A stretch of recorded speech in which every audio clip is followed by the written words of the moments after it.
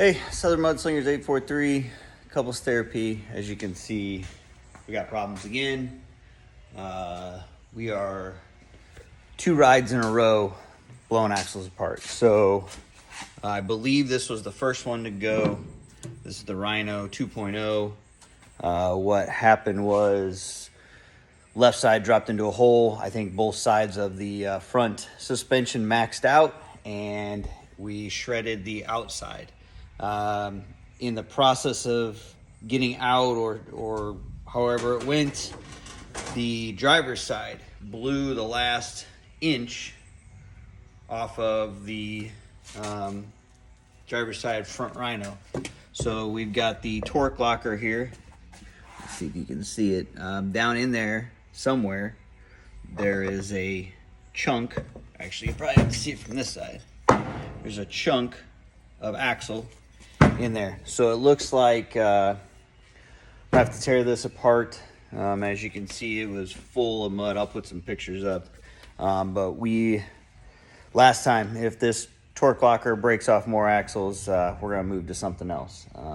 But as you can see, it just filled it up. I don't know why it filled the diff up completely with mud. I mean, this thing was caked top to bottom. We're gonna have to get all new seals, probably bearings.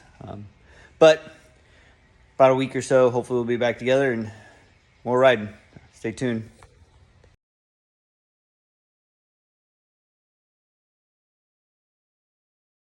All right, so update. We got it out.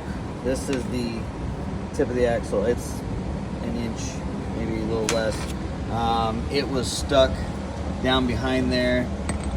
What I ended up having to do, so the Torq Locker sits in there like that, and this pin was in the way, so I took the keeper off the other side, pushed it out, and then this little piece was just kind of flopping around in there.